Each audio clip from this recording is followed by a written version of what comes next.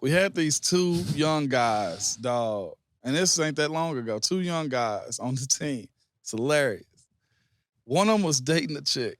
Uh-oh. And on the other side of the room, there was another one that had just had a situation with her, an entanglement with her. And the locker room had kind of found out about it. Yeah, because you doing radio, you doing the pod. Tell me how can you, now I don't know how, now I know I've been on the radio just recently one time. They took me off real fast. Because I'm not first time. Did you come on our show? Who was it? It's his mouth, man. Was it Sean? With shit. That's all he kept saying. No, yeah, see, I only said it one time. On air, he dropped it like 8 times. Oh, yeah, no, see, that wasn't me. See, y'all think I'm bad. I was like, is he doing this on purpose? Like, it was really like, are you hearing what I'm hearing? And we had it like it's so many times that the drop button can actually go before it recycles in. Oh. So he would say something, shit. I'm like, is it shit or shit? Like, what are we gonna get away with, y'all? Like, it was. He put a D at the end. Yeah, I was like, which one is acceptable, man? Yeah, radio. Yeah, I forget who. I think it might have been Rashawn. Bro, that sounds like Rashawn. Is that him? And that's him? definitely sound like some shit Rashawn would do. It was no lie to you. Right now. It was. He came on. I don't know if he was just aggravated. I was like, dog, just don't do the interview if you don't want to. I'm cool. You ain't gotta. Don't feel pressured. That's funny, man. Do you feel like you gotta change up like when you doing your pod or doing the pod and doing the radio? Nah, because one, if you're gonna, I knew for a while I was gonna do. Like, get into the media. Mm-hmm. And of course, the way the business role is, there's only so many people that's not gonna have to work when they done playing ball. Like, we're in a position you probably don't have to, but I got 2 young boys at the crib. Like, if I'm sitting at the crib and they watching me on the daily and I ain't going to work, I'm chilling. I understand it. Then what kind of, you know what I'm saying, what kind of example am I setting for them? So I knew I was gonna do something.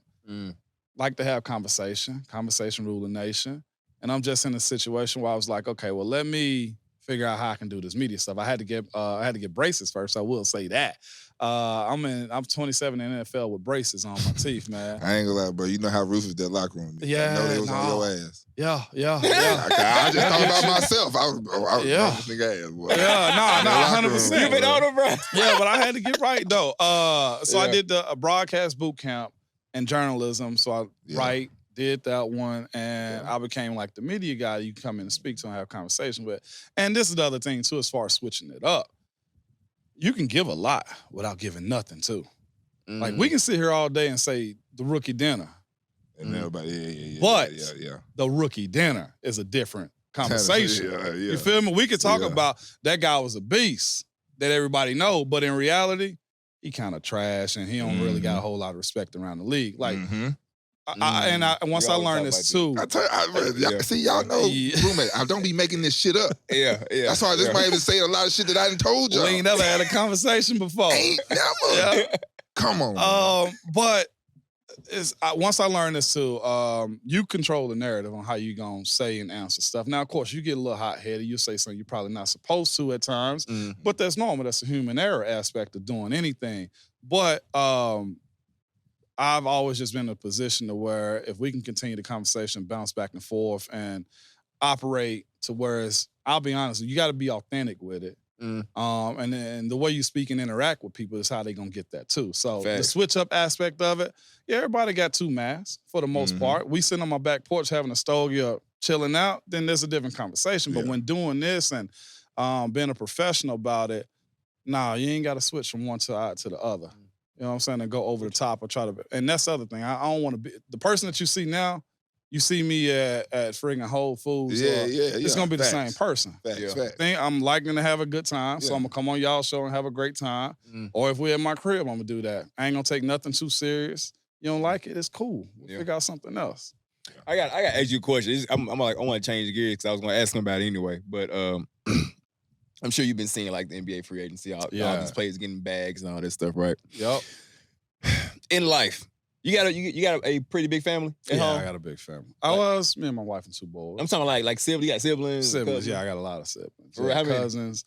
My dad was a Rolling Stone. It's 6 like that. of us. Okay. I grew up with 4 I grew up with three other siblings. I got a lot of aunties and uncles. Gotcha. All right. Family. Yeah, it's not like me then. It's like a whole bunch of family members. Oh. My question is this.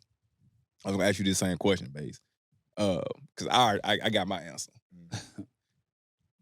Who all can come? Come where? To the game? He said to the game. No, bro. No. You come in. You come in the league. They say you a first rounder, or you just got John. You just got the 190, whatever. Who can all come? Who can all come? Who can all come? Because the reason I bring that up is just like I just feel like even just like not for pros. There's like a certain point, even like in my life, things that like I have accomplished. Yeah. Places where I am. I still got my family. I got my daughter. I got my wife. You know? Immediate. Yeah. And at the same, but when people see that you got a little bit, that phone will ring a little bit more often. You know what I'm saying? In the beginning, everybody get a ride. Okay. If we been real, yeah. Unless like you just raised different, like with my boys, man, they're playing baseball, football, basketball. My approach to how they go about this is gonna be a little bit different because now I know. But see, he got guidance. We ain't had that. We went from being 21, 22, 23 years old in college to the apex of your family, where your uncles look to you, your aunties, even mama is looking to you, like, because the one that holds the money holds the power for the most part. When your family's structured that way, single mom, you feel me? Uncles, everybody got kids everywhere. Dad ain't around the way he should be and stuff like that. So you get in the position to have money, you gain power even in your family. So initially, and this is the other thing too, you grind it hard to kind of take some of that pain, that stress away. So I think in the beginning, everybody rise.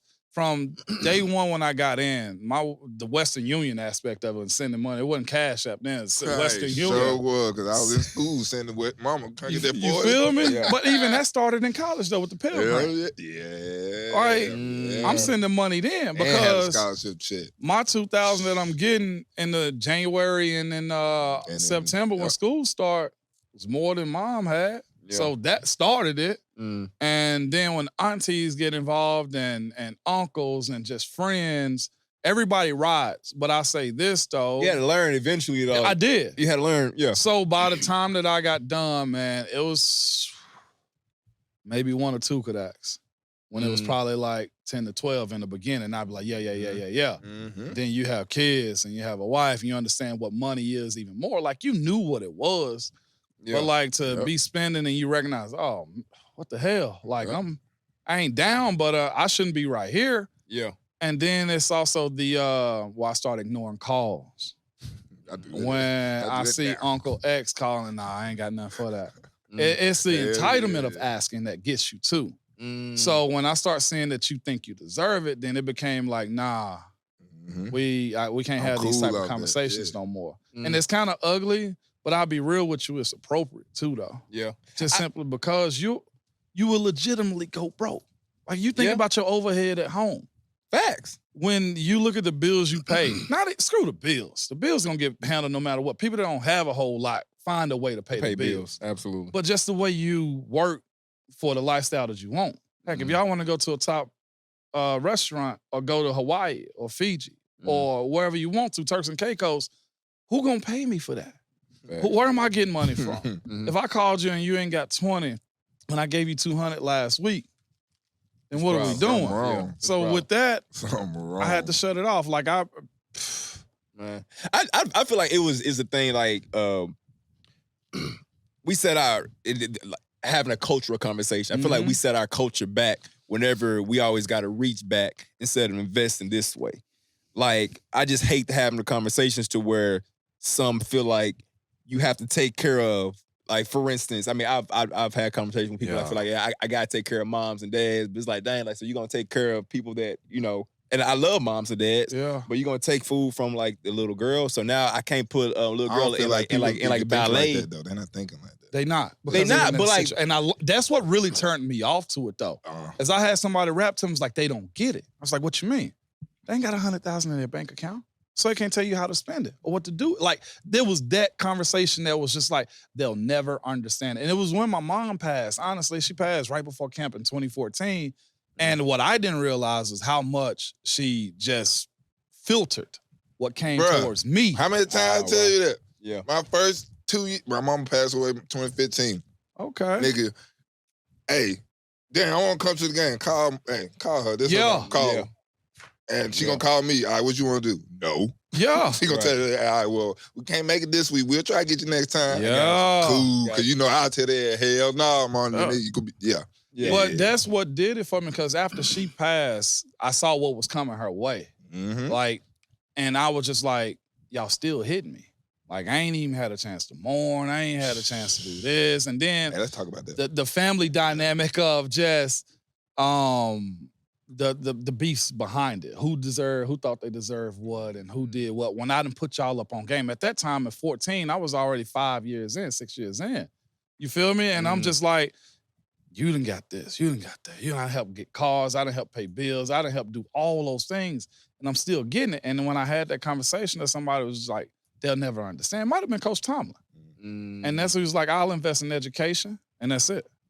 Like, if they ain't doing nothing else, I got nothing for him. He's put multiple nieces, nephews, cousins through college, because that's the one thing that you can get a return on if you do it right. Yeah. And that's investing in them. That's an investment not only for them, but for the culture, for everybody. It's moving everybody forward instead of helping people go back. But go ahead, like you about to say something. Oh, so the first time I didn't publicly talked about my mama was 2 weeks ago. For real? On the Stay Ready on Matt Overton podcast. Yeah. I never anybody talks about it, I just be like, nah, I'm straight, or I just avoided that shit at all costs. But now I done got to a point where I'm at therapy and all that shit, so I'm getting there. Like, I'm talking. This is the first time the Raw Room heard me say this shit. Come on in. You know what I'm saying? Hey, goddamn, give it up for me, goddamn. What the fuck y'all talking about? But yeah, so I was wondering, what was your, how did you, I'm not saying get over it, because I hate when people say that, but accept it, realize that it's for real, You know what I'm saying? We coming up on her date when she passed. And at the time, also, I was looking to get mama, because I just got the other deal. I was looking at getting her crib back in Ripley. And I get a call on my sister's birthday. It was 1, 2, 3 in the morning. Screaming on the other. No, she called my wife. I put my phone on Do Not Disturb mode at night, because I'm about to go work out. So I'm like, what? You hear that early in the morning? I'm like, shit, I ain't did nothing. What? I've been here all night. And it was just heart drop. Yeah. So blood clots. 49 years old, right before her 50th birthday. She was so excited for that. And so for me, I look just like her too. That's who taught me how to make the lasagna too. That's why I ain't necessarily love the Big Ragu name, but it was a representation of her because of how she taught me how to make that dish of that I be making, man. But how did I process it, though? I played with a guy, man. Well, this was one part of it. I got right back into football. She passed July 22nd, 2014. Coach Keaton was just like, take your time, do whatever you want to, whatever, handle the whole business. Speaking of the money aspect, that was another pivot in which it was just I had to fly people down for my mama's funeral. I had to deal with, we from West Tennessee. Uncle asking me, can I pay for something for him? And I was just like, no, this your sister, my mama. Having to do all of that. And man, she laid to rest. And the next day, I drove up to Pittsburgh. Packed up, man, and I just went straight to ball. Coach T was like, man, you okay? You good? I was like, I'm fine, let's go. So I didn't really have time to process it. When the offseason hit, it kind of hit me with a dose of reality, because then I had to slow down. And it hit me a little bit then, but I was still carrying it. And I played with a guy, man, Alejandro Villanueva. Ranger. Big dog. 78 for the Steelers, man. Just retired. Army Ranger. He wasn't pushing paper or cooking or a mechanic. He was really out there. So he's seen a lot of death in his hands. A lot of death where he had to go carry flags. And his perspective, because he's actually Spanish and world travel. And I'm sitting there and we was talking about her. And he ain't said disrespectfully or nothing like that, but it kind of helped me push through. He was like, Mon, I know it's very traumatic for you, man. This is within context. He was like, I know it's very traumatic for you. He was like, but if you in this position to where you don't necessarily process this and kind of move forward with it, then you'll never go. He was like, if you look around the world is still moving. Like, you can stay still, so you can continue to be happy in what you did with her because he's seen death, so you know how to process it a little bit more. And I never had nobody that close as an adult die too. Yeah. And it just really brought it into perspective. So it kind of helped me grow a little bit more that, look, you got to continue to live too. And I learned to embrace it. And I'll be real with you. After that point, I was able to kind of cry a little bit too. Like that's what I wish I did. That's what I wish I did. I ain't gonna cry about this shit. I did at the funeral. Yep, that's what time. I had some shades on too. And I shut it. Yep. I just shut it. And when I had that conversation with him, like, I'd be driving home from practice and I'd talk to her. You know what I'm saying? Or say my piece. And it was some days like I just cry. Yeah. Like, and because them emotions that hit me enough to where it was just like, all right, man, like 49. I had already had plans to buy a crib and you know what I'm saying? Like, it was a lot of stuff that was in motion for her she didn't know about. And to die, like blood clots, it was really just hard to kind of process. So that being the case and having that conversation, and I say this too, in that position of having to deal with that type of death though, I actually have helped guide a bunch of other guys that's gone through similar situations. Right. And that was something that, like I said, I always put stuff into perspective, the mental side of it. Whereas I looked at it as like, yeah, I'm going to be a little down, but this process is probably going to help somebody else. And I probably help more guys in dealing and mourning with that, than I probably, wish I hadn't have, just being real. That process helped a lot of other guys. Yeah. I haven't dealt with it, face to face. I have close friends that have obviously Bates. I was there, with him and my wife actually. Yeah. Her father passed 6 months before we got married. What? So, I was one thing that I've been able to do is, and I think a lot of people don't know how to do this, is be able to be there as a support for someone that is going through, losing someone, especially during a pivotal part of your life. Yeah. Like you say your mother was 49, 50, you had all this stuff planned out that she was gonna do. My wife, we were about to get married. Dad was supposed to walk down the aisle. Yeah. Stuff changed up very, very quickly. And one thing that I've realized, even talk to my boy Bates, my cousin, I've been in this situation now to where I'm like, look, people ask all the time, well, what do you say? Yeah. Because I've had a conversation with Bates, and it's just some people just don't even know what to say when you are in those situations. Yeah. And one thing I would tell anyone that is dealing with this right now, I was just at the funeral Sunday, man. I was literally just at one Saturday. Sunday. Yeah. I would tell people two things. Which is crazy about like your uncle, whatever. Don't ask what you need from a person during that time. Always ask what they need from you. Mm-hmm. That's the most important thing you can do. Yeah. Is just be there. Is there anything that you need right now? Yep. Be it physical, mental, a conversation, a phone call. Make yourself available and give the people the space. At the same time, it's like, no, I don't. That's not what I need. But I don't know. I don't even know what I need. Leave the door open for it because you don't. At least leave the door open. Yeah, you feel me? Leave the door open and like, hey, look, if there's something that you do want to divulge in, let's have a conversation. Because one thing that I'm trying to work on myself is, it's funny that you talking about crying. I was talking to my little brother about crying the other day. And man, for real, I can't remember the last time I really just cried. Yeah. Right. And I know, I'm dealing currently with some pretty traumatic stuff that came up from my childhood way back when. Yeah. That I'm trying to process. Mm-hmm. And that whole thing of just being able to just release that. Yeah. Release this energy I got in the form of tears, it'll probably make you feel a little bit better. Yeah. Eventually, but it does. Thanks for sharing that. Yeah, man. I was just gonna say, me going through it, didn't understand it. And I still don't, because it was possible that she could be here, but I've actually did more of a service because of it than I had before. I had somebody real close to me recently lose a sibling. And he's trying to deal with it, and his siblings they were trying to deal with it. I was like, nah, let them deal with it and go about it how they have to. I was like, because whatever they feeling, they need to get it out. And you stopping it ain't gonna do nothing for them. So because of that, let it roll. You don't want nobody acting out or doing nothing crazy, but it's just let them process it. Because I've gone through something that close abruptly, right before camp, the biggest job interview again. You know what I'm saying? That I've had numerous teammates lose close ones that they don't understand. And I think I kind of helped them kind of push through it a little bit. And it was that whole aspect of live for them still that Alejandro kind of told me. And he's seen stuff that was just traumatic as hell, you know, and overseas. So always in remembers is where I was with it. Still with it. So. Okay. I like that, man. Let's lighten this thing back up. I know. Go ahead. My bad. Hey, Good, but good on you though for doing that though, Bates. Yeah, man. I had to come to a point where it finally took me time. I had to realize, like, all right, I'm not doing myself a service by being like this or being in this shell or not expressing or not even just talking about how great my mama is. You know what I'm saying? It was hard for me too. Yeah. So but who would you say the best D lineman you went against? Best D lineman I've gone against.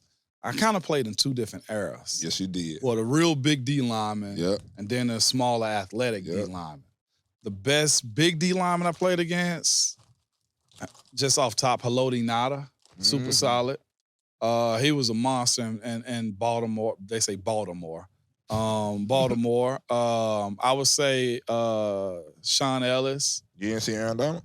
I'm old and then new, okay? Oh, you went old school first. I went old first. My bad. Smith from the 49ers. He used to play with Cincinnati, man, back in the day, too. God, it ain't Chris Smith. Not Alden. No, but I saw Alden lift up one of our starting D-O tackles and just cleat him. That kid never saw his potential. No. He ran into a tackle and just lifted. He said he never saw his potential. No, he didn't. Woo. I swear to you, he didn't see his potential. He didn't. No, absolutely not. Some other shit. Fletcher Cox was solid, although I didn't see a whole lot of him. He went against the Castro. Sue was cool.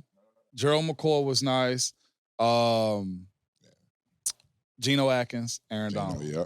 Okay. Geno, hey, the first undersized D lineman I had seen. I think he really just opened the door for a lot of those type of guys. Aaron Donald, because like I tried to trap him one time. I was like, I got him, whatever. I'm watching film. I'm gonna trap him.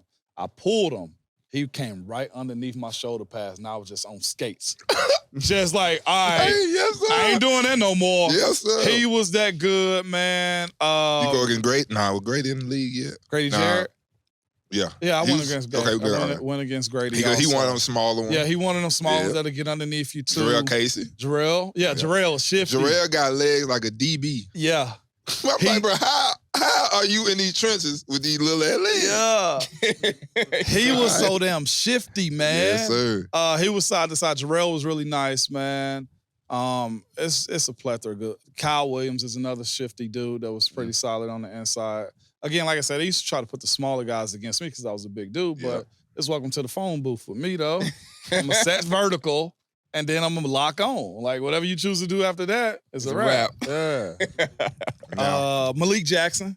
Malik Jackson. He was probably my hardest opponent. Yeah. Especially when he was in Denver. Denver and then Jacksonville. Okay, yeah. He went to Jacksonville, got the bag, but he won the ring in Denver. Malik, man, UT Vol.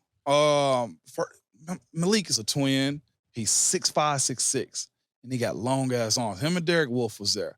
And the thing about Malik was he was like a track athlete damn near, but he was big. And then he had long arms. Dudes I had issues with was just as tall as me and long arms. Calais. Another.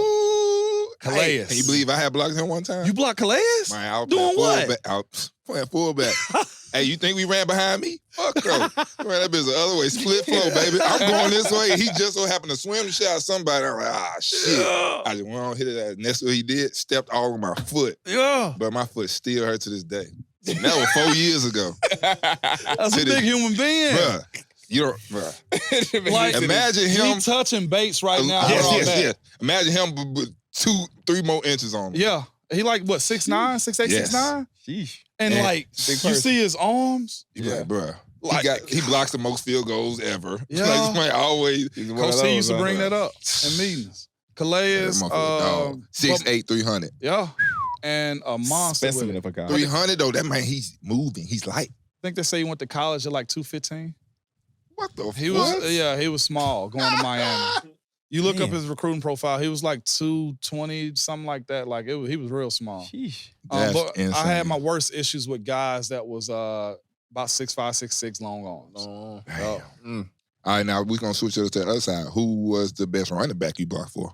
Best running back, Le'Veon. Yeah, I was about to say Le'Veon, hands down. And it was aggravating at first, though. Why? Because yeah. Y'all think, come on, man. Yeah. Because we coming down. Yeah. I'm talking about in the face, okay? Yeah. Linebackers couldn't wait to shoot. What? It became an art because, man, Munch slowed us down. Technique, again, side to side, under, and walk him back and let Le'Veon do his thing from there.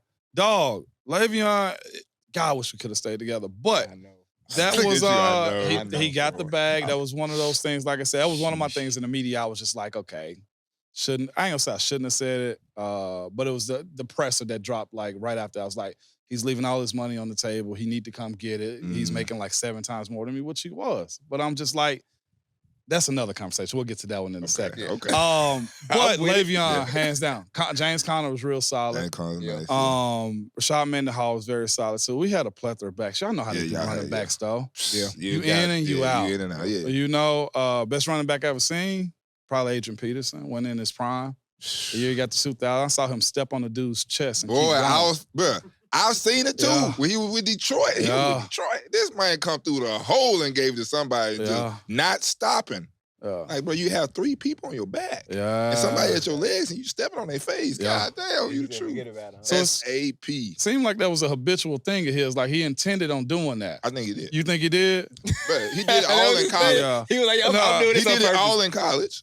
He did all his whole time in the league. But he'll get the ball on just a little simple little wander. It's like he'll see the edge, he's just gonna turn that bitch up and not stop. It'll be like, bro, you have people tackling you. You didn't even gain no yards. Yeah. He just go. He going. Man, that's crazy, bro. Interesting, man. But yeah, the running back situation with Le'Veon. Tell me about it. That was interesting. For me, that was probably one of our last windows. That was the one thing. And whether it was miscommunication or false communication, we thought he was gonna be in camp as soon as we were done. Whatever. My whole thing was I'm a rep. I understand the position I'm in is you try to get guys as much as they can, as often as they can. Somebody get arrested, big moan. Got something like I've gotten those calls. I'm out for the betterment of the players. The way we redid this last CBA, I know a lot of people don't make it, but we ask guys, what do you want? What's attainable for us? Negotiations is what? You give and you take something. And and within the next few years, the minimum is going to be $1 million across the board for everybody. So it's the money aspect of it. I'm a curator of trying to make sure guys get as much as they can. Our situation with him, this is actually the first time I ever spoke about this too, just live, was more or less, don't give it back. I understand your mission and what your goals are. You can come and fake a hammy all damn year. You can say you got headaches. We've seen other guys that allegedly do this. For sure. You know who I'm speaking from the SEC. It's like, I got headaches. I got migraines. You ain't got to play. My thing was, for a lot of us, a lot of people can't come in here and do what we're doing right now, having conversations. And you're in a position to maximize as much as you possibly can. You go get it by any means necessary. And I knew what we had in Pittsburgh was probably better than anything else out there because, one, we all kind of grew up together the way we blocked for him, the way he ran, and the system we were in, too. It's best for everybody if everybody stay together. And what they're offering you from the deal that I had heard, again, it's hearsay, was very, very nice. And then the issue was the guarantee. Pittsburgh's never given out a whole lot of guaranteed money. But you look at the contracts they give out, everybody's getting about 80% of their deal. Everybody. I hadn't seen, it may be one guy out there that didn't get of an NFL contract. You get 67%, you won. You won. So the guarantees, my guarantees were high. Nobody I knew guarantees were high the way they did it in Pittsburgh. Now, he's also a running back. Already not. You got that aspect of it too. So I was like, he's making this. He should come in and get this bag. We didn't care what he did. Just come get the bag. That was my angle. It didn't come out that way. Just come get the bag. It's all that mattered at that point. You choose to play, fine, whatever. But come get the bag. And the reason I thought that way and said it was, and this is with a culture thing too, we'll say don't pocket watch. Don't look at somebody's money. Don't do this. Don't do you pocket watching. You can't tell that man how to spend his money. Well, guess what happens after they go broke? All do you talk about him? You dog him out. That's true. He ain't none. And then we looking and laughing. I'm like, see, I told y'all. I told y'all this what happened right here. I don't know his finances and everything like that, but he's made a whole lot of headlines, and I got no malice against him. We dapped it up when he played the Jets. Man, you look good. Everything's fine. You cool. Hey, my bad too. Okay. Yeah. Acknowledge all of that. I'm if I mess up, I'm gonna own that. It's fine. Yeah. But he was cool. But my thing was in that moment, especially in our culture, stop pocket watching. Yeah. But as soon as somebody go broke, that's all we talk about. You're going to talk about it. Yeah. And that was my biggest thing. It's like, no, y'all want to preserve this mantra of telling guys to go do something that you will never do. You know what I'm saying? That's the other thing is like, you're not going to leave that on the table. What other business is paying that way? None. Oh, no, mine don't work that way. You see what I'm saying? Like, so, you know what? That actually brings me to another question I had. I had it written down, like because I remember that year. I'm a Steelers fan, by the way. So that's why I'm kind of sitting here just like staring at you. Nah, man. We good. I'm just sitting here staring. We good. I'm a fan, bro. I'm a fan. Yeah. So, but I remember that season, man. We was like, all right, yo, everybody come back next year. You remember? So my question is, when does a player make a decision, or do you think players do this between the money and a championship? We see it right now, and the reason I was bringing it up because in like the NBA, like you got like the Bradley Bills of the world, things of that nature. Like even Dame, I feel like there's like some players that be like, yo, fuck, I'm gonna take my money. I don't think I'm not gonna make a real championship. So that's what I'm saying. Well, okay, yeah, Dame. I'm sorry. Dame is trying to win. You said Bradley Bills. But like, that boy trying to hit there are a few out here that's not really trying to do that. Did Melo chase it and not go for the ring? Melo went for the ring after he left New York. He was chasing the bag when he went to New York. Okay, yeah, he was definitely chasing the bag. Yeah, but what's the decision? So I'm just trying to figure out, like, is that a thing that you think a lot of players do? And do you think that played a role in, like, if Le'Veon knew that he was about to get a ring, or at least y'all had a damn good chance to get a ring that year? Oh, yeah. Dude, I think it was a bag. I would give a little bit more. Let's just say I had a conversation with somebody that was very close to him in those situations that said that was on them. It was like it was kind of my bad. They had kind of acknowledged that at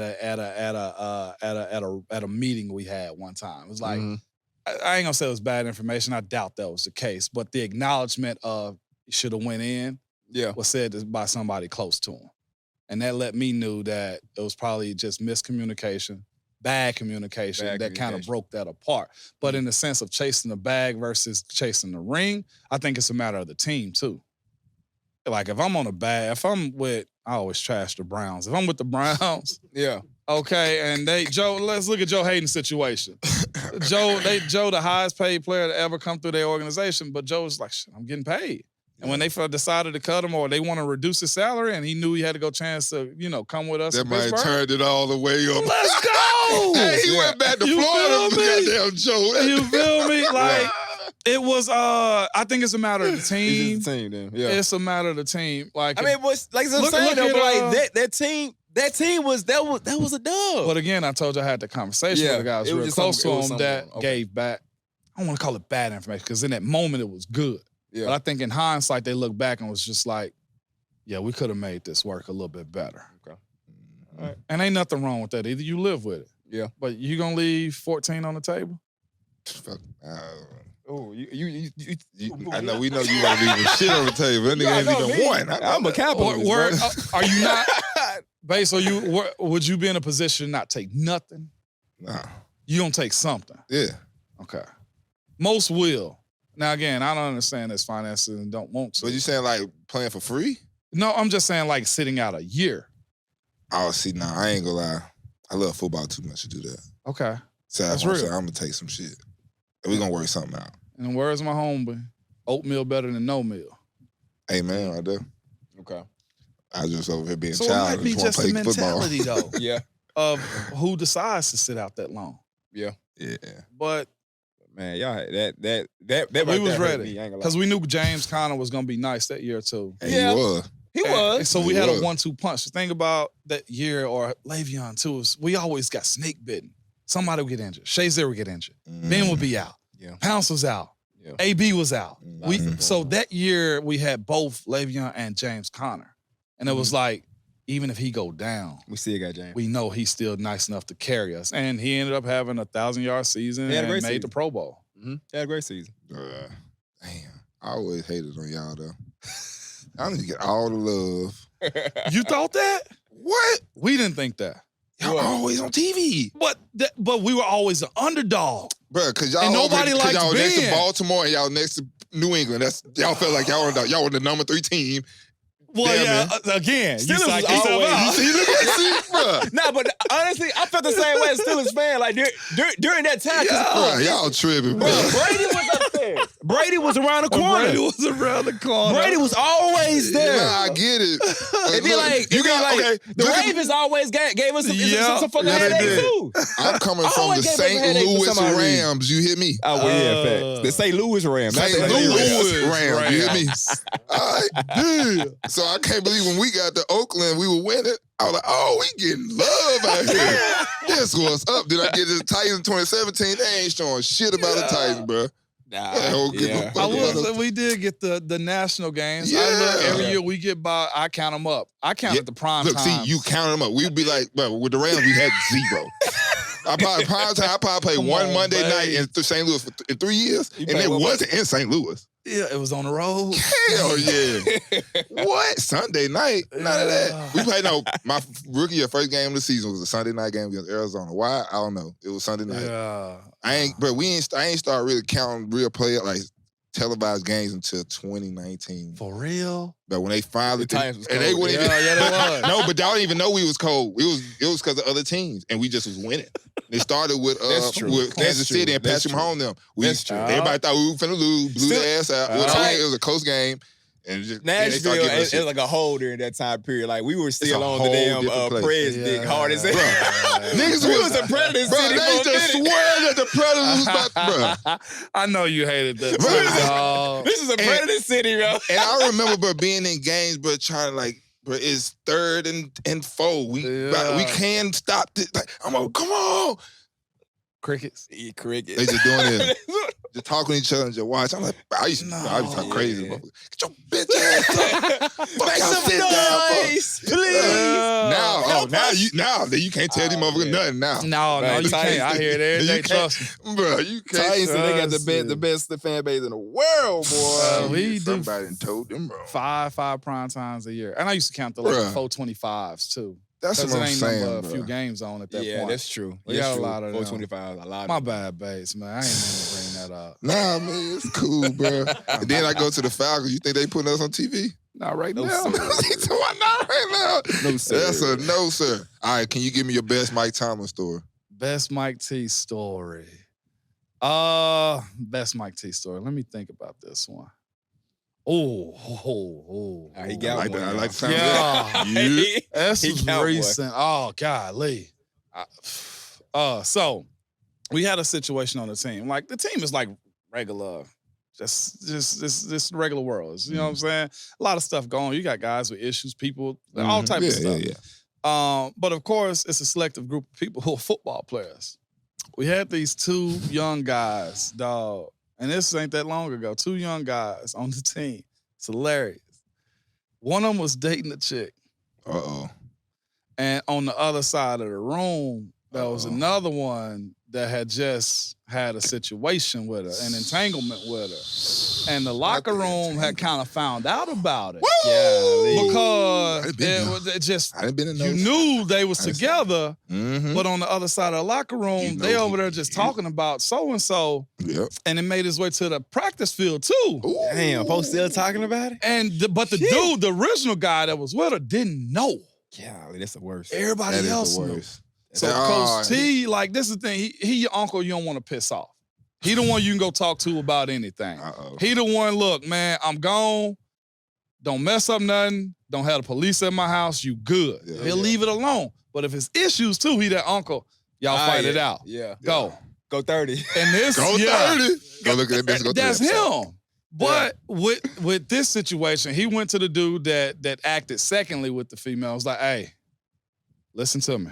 Mm. You go over there right now and you let him know that this going on. However he processed this, because you filed, because I know you, Yeah.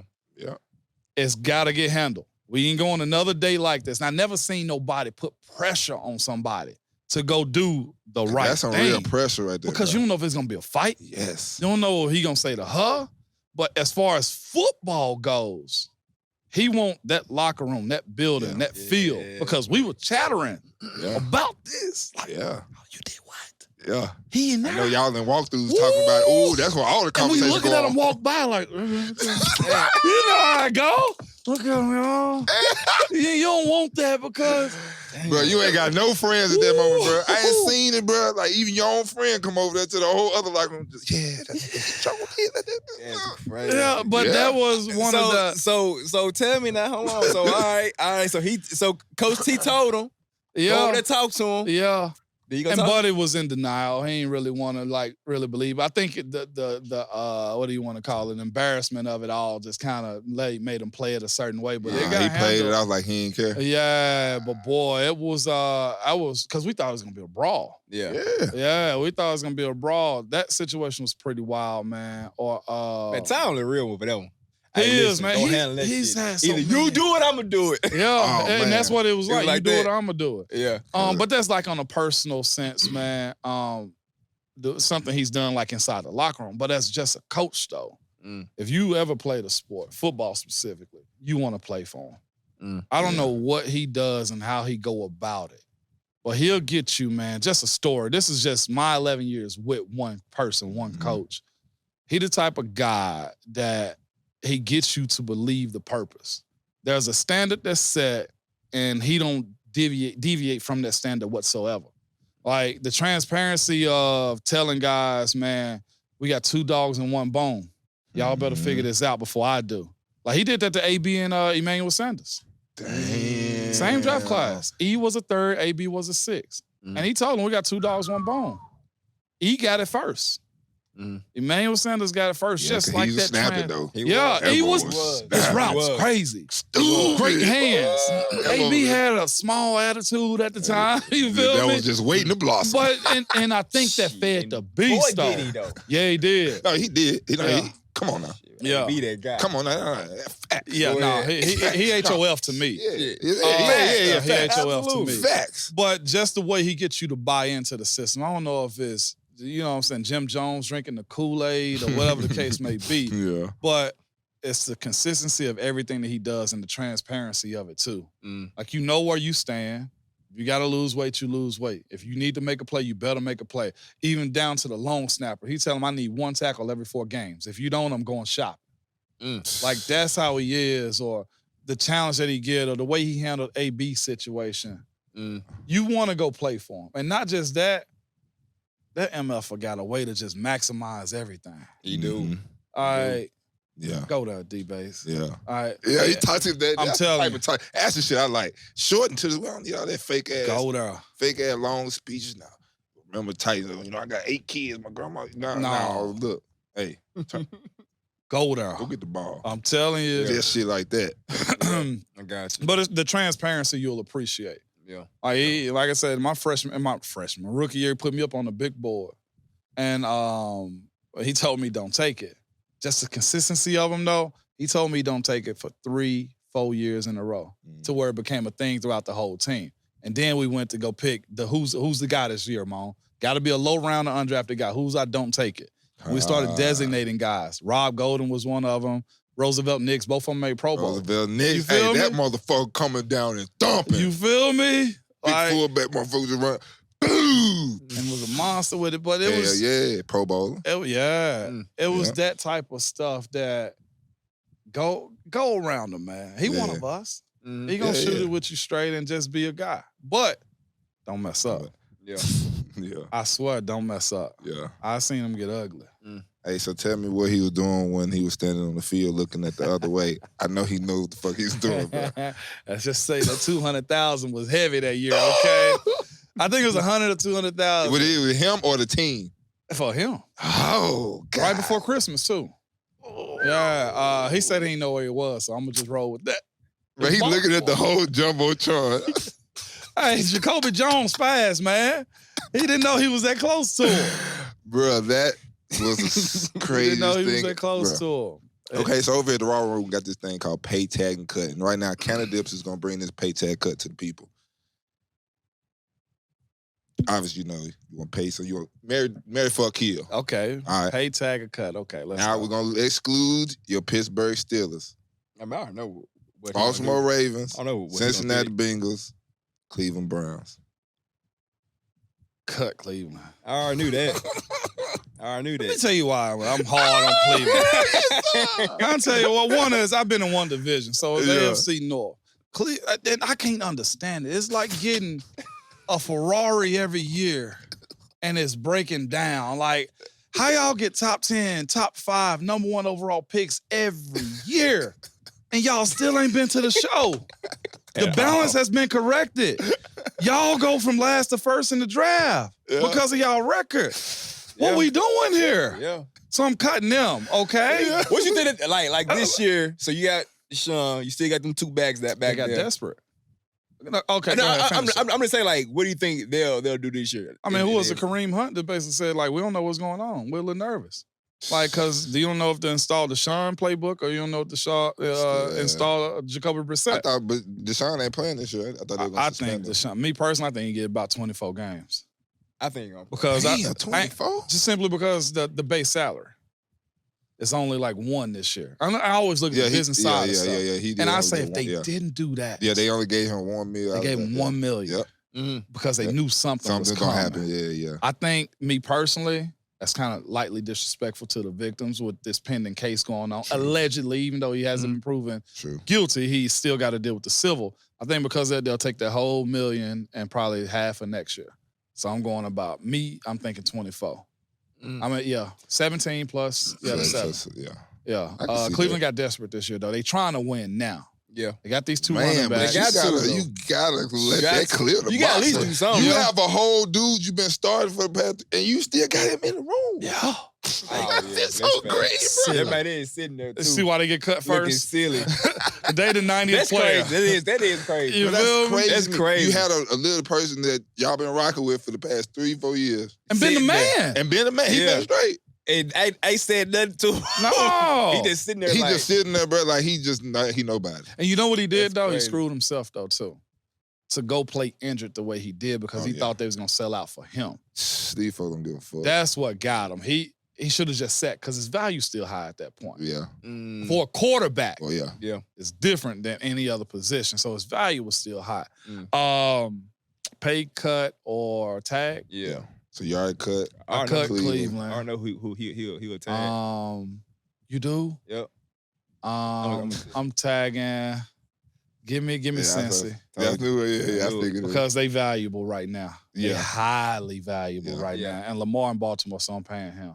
Yeah. And Baltimore always got a way of just finding their way. But for years. I hate it against the Steelers. Yeah. But everybody though. It's been like that for a while, bro. That play like a Raven crap really is a thing, man. It is. It really is, bro. You go against anybody on their defense, specifically for an offensive player, but apparently they practice hard. Yeah, bro, I don't know how y'all practice, but they do the hour special teams. So we did the same thing in St. Louis. No.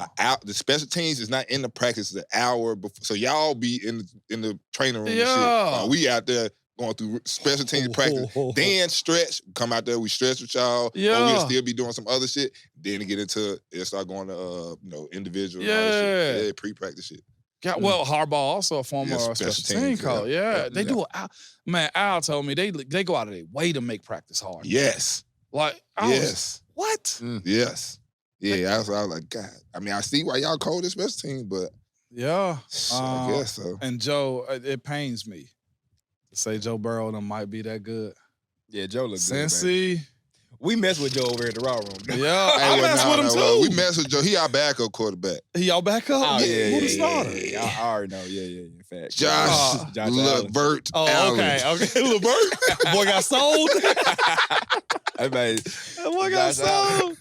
Josh Allen is our guy, baby. That's our quarterback. But Joey B, man, that also goes into the conversation. If you got a quarterback, you got everything. I know I told you this plenty of times. To even be a top 5 team, to even get in the playoffs and make it, you gotta have an elite quarterback. You can't not know a good guy, not somebody that's decent. No, they need to be putting up numbers every weekend. Yeah, you're right. every weekend. I noticed that when when I was able to get to the Raiders and Derek Carr had his first year that he was snapping. Yeah. And he got hurt, and then we had to bring in the backups. Mm-hmm. Change the whole dynamic. That's two different. They attack you differently. Yes. It ain't even the same game plan when the backup in. Hell no. We can run the basics, baby. And win and still win. Yeah. Come on, man. They can't see it. The quarterback can't see it. So, like, seeing Joe Burrow this way, it means the world to them. Yes. Yeah. They ain't seen it in since Palmer. Because he wasn't even like that. Andy was solid. Andy was solid, but I feel like Carson Palmer was better. Yeah, I didn't realize on the NFL Top 100, he was in the 30s at one point in time. Yeah. And he dogged. Yeah. Man, they had a pick. It was him and Green out there. Him and AJ. AJ, It was a good little connection for a little bit. Yeah. But now they receiving court nice, bro. These young boys out there. Fact. T. Higgins, Chase, Jamar. Chase is a freaking. That man, they're cold. Yeah, they cold. But him and Bert, they used to be out there just playing, yo. When you that good? Well, yeah, they used to be playing. If you watch the Tennessee game, bro, that might call like 3 passes. He still had 100-something receive yards. He just caught off a little now and got busy. Sorry, Chris Ford. He got busy. He did. But even towards the end of the game before the field goal. Yeah. He only had one target. Yes. That was Jamar Chase. Yeah. Look at the way. Oh, that game's so disheartening. God. Bro. Yeah. Like, looking at the way they broke him down. Like, Jamar, 10 yards out. Another 10 yards comeback. I'm like, field goal. Yep. Yeah. Why you? Again, everybody got a hard day at the office. Yeah. But we used to call it double the stars in Pittsburgh. Double the stars? Hey, that motherfucker don't catch shit. Anybody but him. Man, listen. Don't, bro. I remember Dick LeBeau, bro, when he used to call that shit. Dick LeBeau, that's our guy. He was in Pittsburgh with us. Yeah, that's all it was. So double the stars. There you go. Bro, he used to say that shit, but he used to go crazy if you let bro. But how good was it, though? Oh, no, it worked. Oh, that thing worked. Double the stars. Listen. Double the stars, baby. Anybody but Jamar Chase. Yep. Anybody but AJ. Anybody but Julio. Like, no. They don't touch it. Jonnu was in that situation like, he can't get off. We stop him, they ain't got nothing. They ain't got nothing else, but we stop Jonnu, they advancing first downs, you got nothing else. Oh, that's how y'all thinking it's 2016? No, 2017? What was it? 2017 when we played that? I mean, just being real, yeah. Stop that's that. so disrespectful to Delaney Walker. Well, no, it was John. No, it was Delaney. Yeah, I was going to say that. But at the time, he just came off what was the All-Pro and Pro Bowl season? Yeah, he was snapping. Stop Delaney. Who's his blanket? Keeps him warm. Yeah, definitely. Tight end, especially young quarterback, gonna go to that right over the ball. If you stop him advancing the chains, you win the game. Put it in anybody else's hands, it's a wrap. That's true. Who would you say the greatest undrafted player is of all time besides yourself? James Harrison. All right. To me. I kind of agree with that, but that's a little biased, though. That's solid. Lorenzo Alexander. Matthew Slater. Lorenzo solid. James Harrison, though. I respect Defensive MVP. Who? Defensive MVP, James Harrison. That's true. That is true. So as far as accolades aspect of it. Well, he got Pro Bowl. Well, he all got Pro Bowls. He got Player of the Year. Matthew Slater got that. He got All Pros. He got Pro Bowls. He got Super Bowls. Oh, who was from Michael Bennett? Was pretty solid. Michael Bennett, yeah. I didn't realize he was undrafted. I didn't know until I just recently. Michael Bennett was undrafted. As far as had a great spurt too, Adrian Foster's pretty solid. Shout out to him. He was undrafted. Yes, he was undrafted. Hell yeah. Block phone. That's how crazy winning in college is too. Yes, winning in college. We had a bad senior year. He went undrafted. I went undrafted too. Pretty wild. Golly, was that the decline of Tennessee? 07. Yeah. No, 08. I know when I played there in 09, that shit was a cakewalk, baby. You played against Lane there. You can't be overly disrespectful. Come on, man. Come on, D, man. You talking about OG Lane? You talking about old head? Lane Kiffin, no. If you played him in 09? I'm talking about his money. Lane Kiffin, how? He was young in the game still. Yeah, you're right. He did 1 year. He dogged us, too. Yeah. I was out there locking Luke Stock ass up. Lou, you was your teammate. I know. I work out with him every day. We talking shit outside. I'm happy for Luke too, man. Oh man, hell yeah. He's super quiet, just did his job. Monterio Harstey was one of the coolest running back I ever played against. He coaching at Carolina now. South Carolina. Was a dog, bro. And he went second round to New England? Cleveland. Cleveland, that's what Cleveland's where it was. Terrio was cold. Cleveland. Absolutely was cold. Man, I see you mention Ole Miss in your top SEC schools. Ole Miss? I had nothing for Ole Miss, dog. No, Mississippi State. None State, I respect State. I like State. The like cowbells get on my nerves, though. Man, I didn't think it was real, but you go, I'm like, they come really on. do that. They really do that shit. That goes. Ole Miss wasn't hostile. It wasn't crazy. No, it wasn't. South Carolina with that Gamecock noise, can't stand it. Yeah, I hate that too. I can't stand it. I never played at Auburn though. Nope. I never got to experience the beauty You know how of the split goes. No, never did it. Damn. Played everywhere but I'm sorry to hear that. I am too. I like that. You get to see the eagle flying around. Never the saw that. Shit. Damn. Never seen it. No. Never seen it. Never seen it. The eagle flying around the stadium. Hey, now let me ask you another question. This is a pardon question. If you got thrown in one place, the Amazon or the ocean, which one would you rather Amazon. like you can see yourself making out of? Amazon. Facts. I was gonna say Ocean. Amazon, You ever been flying like Hawaii to another country? Yeah. And you realize how much water that is? Bro, for a long time. And how like little you look down and like you see mega like cargo ships that look like not even an inch big in the water. Like how lucky you gotta be to get saved from the ocean. You gotta be lucky. I know a coach that saved somebody from the ocean. Yeah, you're right. Yeah, right.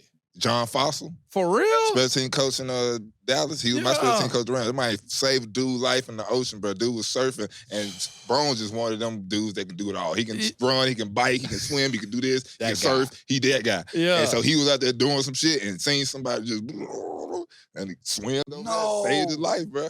Yeah. You gotta be. I'm talking about. You gotta be lucky. Now I know the Amazon trick. What would get me would be like the small insect That bites. shit you can't see. That would make me tap right there. In fact, exactly. Like, it ain't even the anacondas or nothing like that. Well, you sleeping in a tree and then you feel yourself getting tight. Then it's over with. But I feel like if you're in the ocean, bro, you don't even see half. We don't even know what's in half. That's what I was gonna say. You don't even know what's. They know more about space than they do the ocean. I don't mess. Do they? But do they really know about space? Say, you trying to go there? I am one of those. You trying to go there? You ain't a flat earther though, are you? No, I ain't no flat earther. Okay. I was about to say, come on, D-Base. You a college educated dude. No, I'm not no flat earther. No. Come on now. You went to college too? Yeah, absolutely. Come on now. He don't believe in I don't believe in dinosaurs. You don't? No.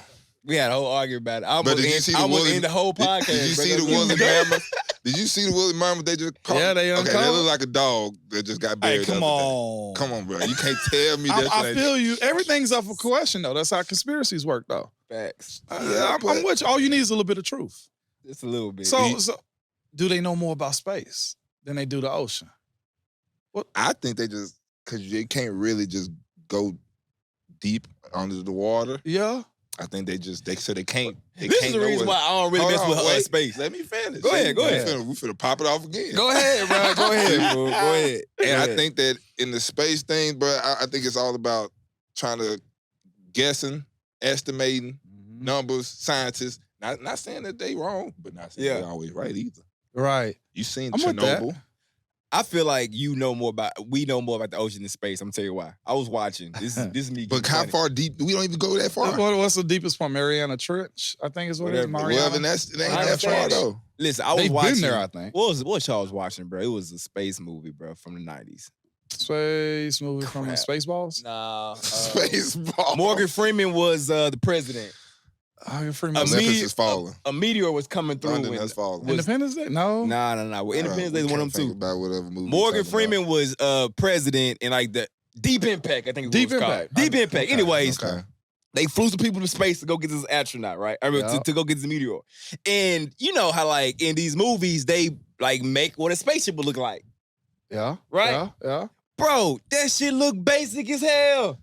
Ain't no way in hell those back in the 70s. You mean to tell me they didn't have this type of technology? They did not. I know, the but stuff that they had in the 70s. You telling me that craft that y'all got with some things saying beep beep radar that made it to the moon? No, I'm not buying it. Hey, so that's you proving my point. That's interesting. Yeah, I'm wrong with the ocean. That. I'm wrong with the ocean. Okay, that's what I'm saying. Like we know more about the ocean than we do space. Cause like I'm like, bro, there's no way. Okay, to go to the moon then. You don't think they've been to the moon? They probably have now. I mean, cause like, bro, okay, so why hadn't we been back? I see you holding over there. That's what I'm saying. You just said it right there. Why ain't we back? Why? For what? Why? What you mean for what? It came when they go up there in the 70s. I'm saying like, why would you want to go back? Is what I'm saying. But now we 40 some years later. You telling me that the technology to get up there, they should have been able to go up there and chill on that for a little bit. By now, they at least be able to go kick it for a week on the moon. Fair. But why would you want to go to the this moon? is the question. The same way why you want to just dig for dinosaurs all day long? That's fair. That's fair. Okay. And then you find one piece of bone and put a whole animal together, or so you call it. See, here you go. He don't Okay. think the skeleton. I'm gonna roll with dinosaurs. I'm actually in on dinosaurs. Okay. I'm actually in on them. Okay, you in on it. Yeah, Why? I don't think you can unearth at that age those types of artifacts. Exactly. Just like, They're I think like they were preserved here at like some that? point in time. How is it going? I think they were here at some point in time. I believe it too. The other side of it is, do they know more about the ocean? Just think, what are you exploring? Where do the species move to? If that's the case, then so I think they probably know less about the ocean than they do space. The reason I say they know more about space is because there's other countries involved in it that also can send up non-people satellites. That's fair. To see imaging and everything else. People don't see have to be up there. They can send stuff up there. They can send stuff up there, whereas the ocean, you got to kind of either have a ship right there with a Hubble or whatever it is on the ocean floor that kind of puts you in a position to where you got to be there. As far as space, you ain't got to be there. You just send an orbit, you send a satellite up and just let it float. That's true. Within orbit, and you see it. That's true. That's the only reason I would push back. I'm just saying, like I think now we've probably been to space, but back then though, just looking at the technology that they had back then in the 70s. But that's my Ain't point. no way. That's my point of how now we ain't able. Well, space. Well, they ain't even going to the moon. They just going close enough and then come right back to Earth. Man, I'm trying to get to Mars now, yo. Regardless, though, the moon should have a target on it by now. There should be a fucking Starbucks in the moon right now, bro. You stupid. Oh, God, I thought you were talking about a bullseye. No, you talking about Target, bro. What are we talking about? I'm talking about a Walmart up there, man. We should be shopping up there. Amazon should be making deliveries up there. I've heard this brought up. Well, what if they saw something? I ain't see shit. You don't think they saw nothing? No. I've seen the dark side of the moon by Transformers. Man, listen. Maybe some stuff up What, there. Maybe a thing. Listen, this human beings, bro. Yeah. Just if we see something, for the most part, it's gonna be some investigating going on. Yeah, especially white people. I feel exactly. And at first I wanted to say that, but I said sometimes black people do, get a little nosy. We ain't that nosy. Not all of us. All right. We gotta go back up we there. Good. It's one and we good. Yeah, we good. We gotta go back up there. I believe you, but I believe you. Yeah, don't show me. I'm good. Why hadn't they been back? That's a real good question. That's all I'm saying, bro. How you can go one time and we made it. And y'all raced a whole nother country to get there. The conspiracy say that it was a production. Nah, that's what I heard. Because Hollywood was so good at the time. You can go to Nevada and make it like Mars. Look at us, man, conspiracy theorists over here. That's true though, because Game of Thrones wasn't it like Utah? I'm just Nah, that was Mad Max. It was so. I didn't see a couple movies though. It'll be like, oh, this was shot in Colorado. I thought you said it was Russia. Oh, yeah. But now, like Colorado, all like the desert, all of them burying places, they shoot a lot of stuff. Okay, so this is the other part then, the human element. What's the old term? You're gonna do something, do it by yourself because there's nobody else to tell it. Yeah. So as far as the production aspect of it was 5 people in that room. No, but what about the other countries? They probably to be like y'all lying. Nobody ever said they was lying. Cause you wanna know why? You wanna know why? Wait. Why? Hollywood is worldwide. Hey, y'all come over here and use our studio. But Americans got the credit for being on the moon. Facts. So why wouldn't Russia at the time? Russia made it to space first. They did make it space first. Was it with a human or with the monkey? I think it was a monkey. Was it a human or a monkey? I want to say, Google it. I want to say Russia had a person in space first. They did not land on the moon. They didn't land on the moon. Okay. The Soviet Union achieved a clear triumph in the space race. Yeah. Yuri Gagarin makes a simple orbit around the Earth and becomes the first man to reach space. Yeah, like he actually went around the Earth. So see, that's why they had to put it on. Man. They could have just said it. Now, it's Russia. Soviet Union. Chernobyl. I just watched that documentary about 10 times. I keep on talking about Chernobyl. I haven't watched that doc. I didn't see it. I gotta check it out. Oh, man. I'm a doc head, bro. Yeah, if I got time, man, my kids, dog, I'm on always. Oh, yeah. On the go. Y'all got kids? I got 3. You got 3? I got 2. I have 1. You got 1? Yeah, so you got 2 boys. I got 2 girls on the board. My son, the oldest. And I was reading something that you was talking about how you basically, trying to, be in your kid's life as far as like 100%. like you said earlier, teaching them the game, teaching Yeah. them life, and teaching them do that. Like that's why I'm kind of with my son. He 8 right now. He mixed though, so he learned about the blackness. Yeah, Black, the culture is huge. Yeah. So he learning that shit. And he stayed, and he also just by watching football. He like, oh shit, most of the players is us. Yeah. No, see, But it's good though too. I'll say this: we're in the burbs, we're in Henderson. Yeah. The culture aspect of what they have. Me, I'm all for diverse. I'll be honest. Yeah. Do your thing. If my kids want to talk to a non-black person, do your thing. Because I'm a firm believer, love is love.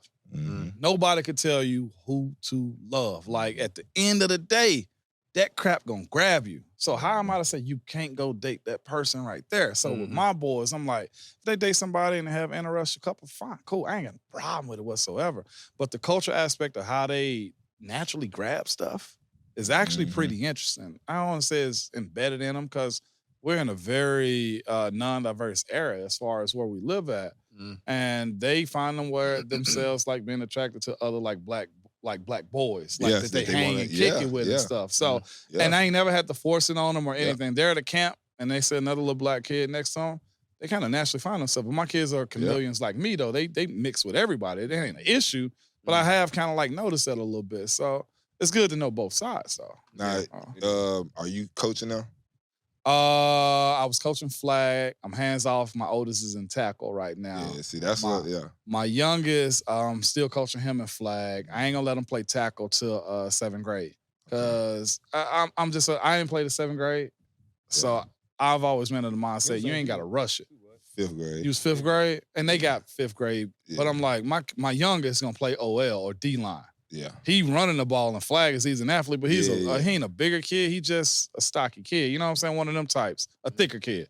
And I'm like, your hand gonna be in the dirt. Why would I throw you out there right now when ain't nobody teaching you technique? Exactly.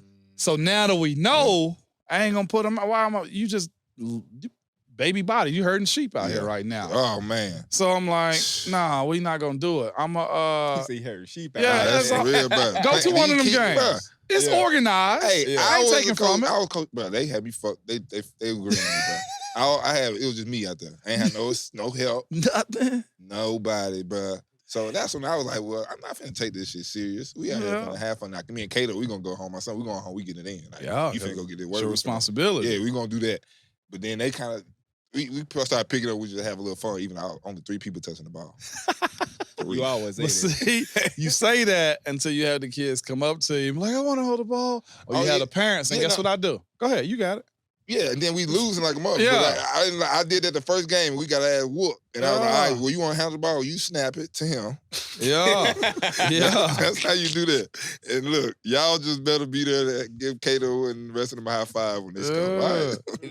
Right? The 2 boys, though, man. My oldest probably going to play... He's 6'4" at 13 already. Damn. So he's That's pitching. Calais Campbell Jr. He pitching basketball and he pitching football too? Yeah, and pitching and hitting. He don't like when I just say pitching. Oh, he got it. It's gonna be his ticket. It's pitching. Oh yeah. But I think he gonna have to drop one.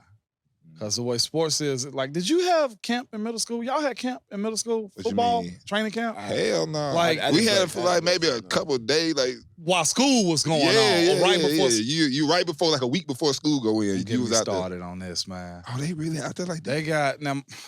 I don't even want to go there, but they got them doing workouts, and then they take time off. I'm like they lifting? What's the workout for then? Yeah, they lifting. They got a system. How old they are? Middle school. They lift in the middle school? Lift in the middle school. So during the summertime, it's mostly AAU basketball or baseball. Yeah. They got lifts though. And then let's say next week, they'll start conditioning and camp like a couple weeks after that. They got training camp and middle school football. Blows my mind. We didn't operate like that. No. I'm glad y'all say that because I was getting pissed. I'm like, nah. Why we doing this? Yeah, nah. Like this still the summertime. Basketball and baseball still going on. So, but yeah, they got like about 2-3 weeks of camp, and then they got games. Training. I ain't know what training camp was till I got to high school. High school. We went away for for 1 week. Yeah, that's it. Yep. Remember the Titans, 1 week. That's all you need. Oh. This is high school. We was old 2 days too, though. It was 2 days. But sir, we ain't do that to high school. We didn't get a lifting program to high school. I don't know about y'all. I went to private school. And then I went to Olive Branch. Yeah, Mississippi. Yeah. Okay. So I went to school they were lifting in there. In middle school, you was lifting? No. Oh, yeah, no, I'm saying in high school we started lifting. Yeah. But we were still doing push-ups, 100 push-ups, 100 sit-ups. Like, that's it. That was our lifting. That was our working out. And run 10 times around this track. Oh. Die that way. So it's confusing to me, but everything's changed these days. So now, like, his baseball get cut off because of football, and then football right into basketball. Like, I think he would say his primary sport, we actually just made a goal. His primary sport is baseball. So the time that he needs to be working on his craft before the season starts up, he can't because he got football. Yeah. So he's pitching about 75 miles per hour right now, which is, but some kids it's on like 80.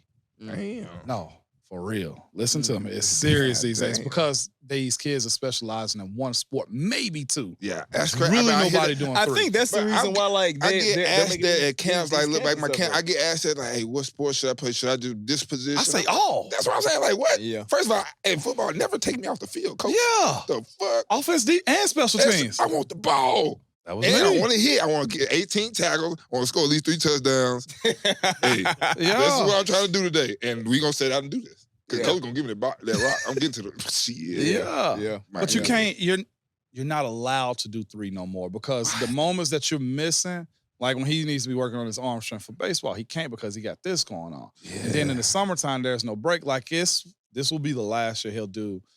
For about 2-3 weeks, he had football on Monday, basketball on Tuesday, baseball practice on Tuesday and Thursday, and tournaments on weekends. God damn. So I'm like, he had 3 weeks of that. Like getting up, lift starts at 8. So he's up at 6:30, basketball, and then, he will have football workouts, then go to basketball at 10:30. And then some days he have football and then baseball practice in the evening on the same days too, on top of having the tournament on the weekend for baseball, come back on Monday and redo the same thing. God damn. So I had to tell him, like, look, I ain't never did this. Yeah, no. It was AAU basketball for in the spring? June, July. Yeah. Hey, August come as AAU Nationals. You got your few little teams playing in there. By that time, bro, we back at school ready for football season. So I enjoy playing multiple sports, but you're just not allowed to because those times when you be working on something else, other kids are getting ahead. Yeah. So, and like I said, we just made a goal. I was like, look. So he's 13. So he's about to go to the 8th grade. Okay. So basically, like, I guess, like 7th grade, the way that it is designed now, like kids got to damn near pick. All right, yo, like that's 8th grade, crazy. you got to know what you got to do. I was ready to pick what high school I was going to. Exactly. Like, that's what I was looking like. Ooh, I'm going to see what high school I'm going to go to. Yeah. So it ain't that way no more. Like going into 8th grade, and I asked him, you really want to do football this fall? He's like, I want to finish it out. I think he want to do the 8th grade night and stuff like that. I asked him, I was like, you want to do it?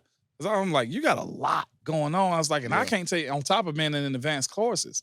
And guess what's not going to slip? You hear me? Them grades not going to slip. I was like, yo, you trying to go to Vandy, guess what? We can't have a B's. Like, that's just where we at. Sure. If you want to go play there, and like I said, so now we're at that goal stage, and I was like, for your class, 2027. #1 in the state. I think that's attainable for baseball. Do you think it? Yeah, I do. I was like, we'll shoot for 1. Like, top 5 in the state, get you wherever you want to go. Vandy so grades better stay. So I would say that'd be lit.